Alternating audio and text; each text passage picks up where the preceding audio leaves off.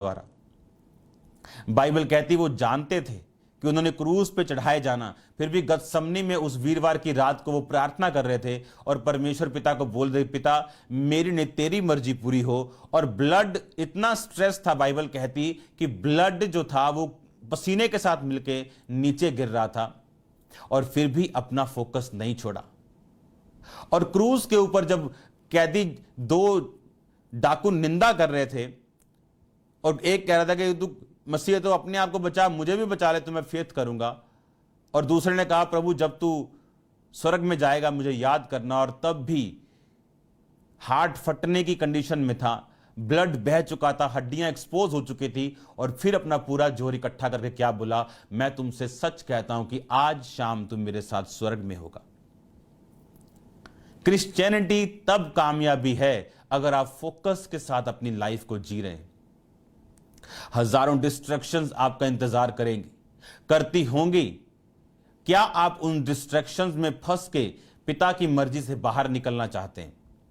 यीशु मसीह की लाइफ का focus, Bible कहती प्रभु यीशु मसीह के पास खाना लेके आए और यीशु मसीह ने कहा कि मेरा खाना ये नहीं, मेरे पास कुछ और है। तो चेलों ने सोचा शायद कोई और रोटी दे गया खुदावंत को, लेकिन परमेश्वर ने कहा पिता के काम को पूरा करना ये मेरी रोटी।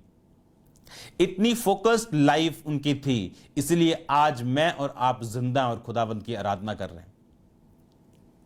उस टाइम इतना बड़ा पॉलिटिकल मूवमेंट लोग चलाने की कोशिश कर रहे थे, जहां पे यीशु मसीह को राजा बनाने के लिए आ रहे थे, उनको पॉलिटिक्स में खींचने की कोशिश कर रहे थे। और बाइबल कहती प्रभु यीशु मसीह ये जानते थे कि उन्होंने क्या करना है। वो जानते थे कि वो पिता के घर में उसकी सेवा करने के लिए पैदा हुए, फिर भी अपने माता पिता के साथ वो 30 साल तक रहे। पवित्र आत्मा पाने के बाद भी, आप जानते, सामर्थ पाने के बाद भी, रोजे रखने के बाद भी,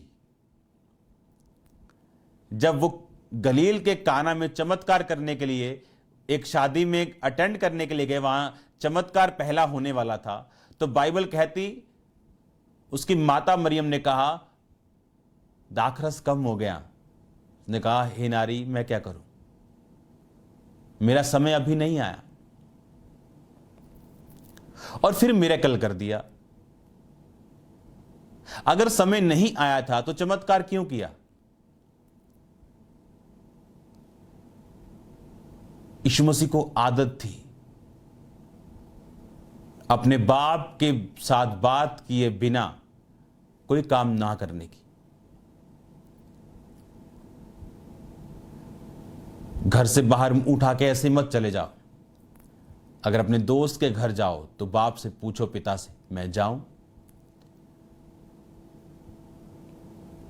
आप खाना बनाने वक्त खुदा से पूछ सकते हो, मैं ये बनाऊं? आज आवाज ना आए, कल आएगी आपको।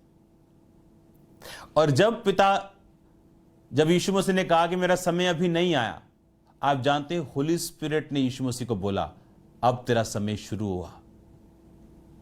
आप पेशेंस देखो, सामर्थ्य से भरे पड़े परमेश्वर 40 रोजे रख के शैतान को हरा चुके हैं, सामर्थ्य पा चुके हैं, पवित्र आत्मा पा चुके हैं, और मैरिज में बैठे हैं, और अभी भी कह रहे हैं मेरा समय अभी समय नहीं।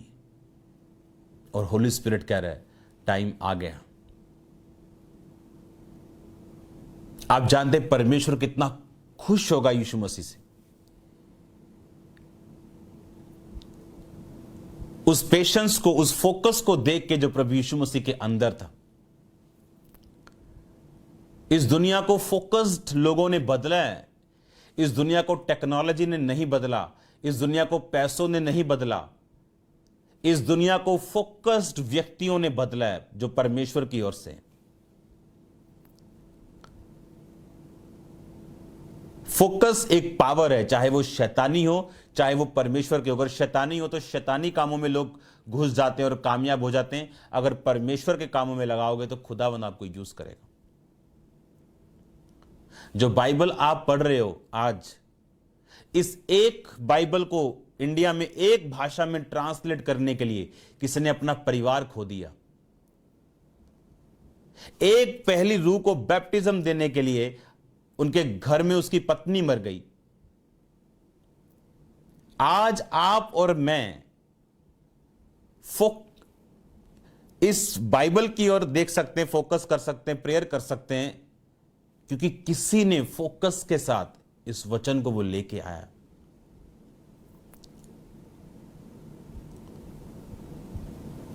अगर आज लाइफ फोकस में नहीं कि मैंने क्या करना है और मेरा फोकस क्या है, सोचो अगर एलिया का फोकस ना होता और अलीशा का आगे ना होता तो वो उस दुगने मसीह को कभी हासिल ना करता।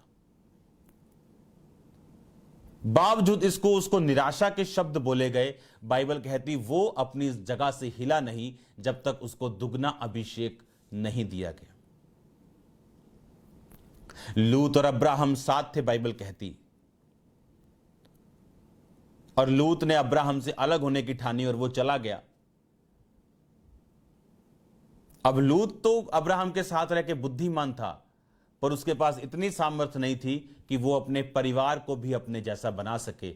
और बाइबल कहती उसके पत्नी और उसके बच्चे उतने वो धर्मी नहीं थे जितना लूत धर्मी था। इसलिए उसकी लड़कियां उसके साथ सोईं, और जो बच्चे और जो जाति पैदा हुई उससे परमेश्वर ने सारी उम्र नफरत की।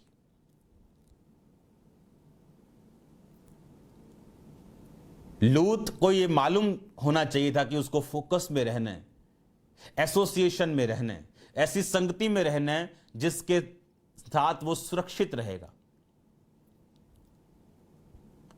आज जब फोकस टूट जाता है, आप जानते हैं शैतान हर वक्त, अगर आप मसीह में आगे बढ़ रहे हैं, अगर आप मसीहत में कुछ कर रहे हैं, आपके आसपास होने वाली हर एक नेगेटिव घटना को या ऐसी चीजों को वो आपके सामने इस तरह प्रस्तुत करता है शैतान कि आपका फेथ कम हो।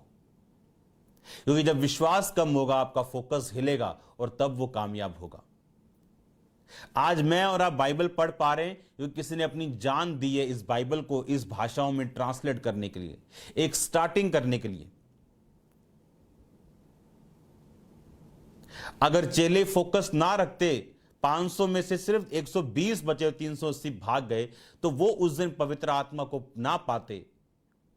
अगर वो डर जाते तो यीशु मसीह अगर फोकस ना रखते तो वो राजा बनाने के लिए, बाइबल कहती है, उन्हें पकड़ने के लिए आ रहे थे। आज मुझे फोकस रखना है, खुदावंद ने किस काम के लिए मुझे बुलाया। अपनी निगाहें उसी जगह टिकानी है जहां परमेश्वर ने मुझे जिस काम को करने के लिए बुलाया। हर अच्छा दरवाजा परमेश्वर की ओर से नहीं, इसलिए मुझे परमेश्वर के साथ अपने संबंधों को मजबूत करने की जरूरत है। हाँ, बाइबल में हम बहुत सी स्टोरीज को पढ़ते हैं कि जब परमेश्वर ने इजरायली राजाओं को बोला कि अगर तुम मेरी विधियों पर खड़े रहोगे, जो गलतियां सुलेमान ने अपनी जिंदगी के आखिर में की, अगर तुम नहीं करोगे तो मैं तुम्हारा राज्य बनाए रखूंगा। पर बाइबल कहती उन्होंने उस राज्य को बनाए नहीं रखा और एक गलती की। वो गलती क्या थी कि सुलेमान के बच्चे के पास, उसके अपने वंश के पास सिर्फ यरूशलेम था, और जो नया ये इज़राइल का राजा था इसके पास बाकी जगहें थी। और बाइबल ऐसा कहती कि लोगों को खुश करने के लिए, क्योंकि अब लोग जो थे वो, जब आप पहला राजाओं को पढ़ते हैं, इसकी 6 बाब से जब आप सुलेमान का आप पढ़ते हैं, 9 बाब में आप उसका भवन पढ़ते हैं, ये सारी उसकी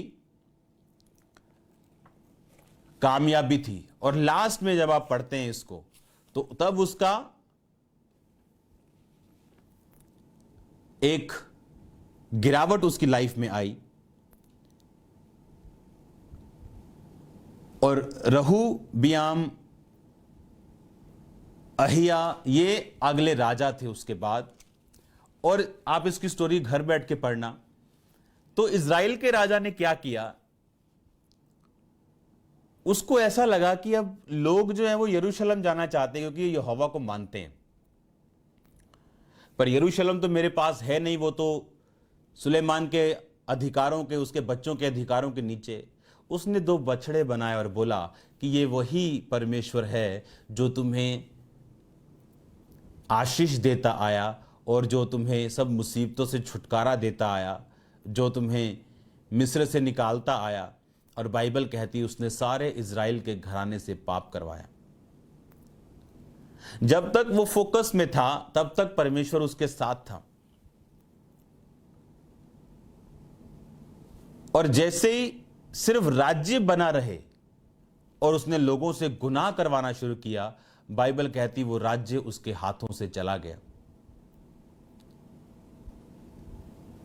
अपनी लाइफ में, इस मसीही जिंदगी में आपको यह देखना है कि मेरा फोकस ना हिले ना टूटे। बाइबल कहती नए नियम में कि इस विश्वास को दूर करने से बहुतों का जहाज डूब गया। बहुतों की जिंदगी विश्वास रूपी नैया, इस विश्वास को दूर करने से वो डूब गई। अगर आपके अंदर फेथ है, एब्सोल्यूट ट्रस्ट है खुदावंद के ऊपर, तो ही आप फोकस कर पाएंगे, तो ही आप एक अपनी निगाह को टिका पाएंगे परमेश्वर के क्रूस के ऊपर। और जब वो फोकस हिलेगा, वो अविश्वास के साथ हिलेगा।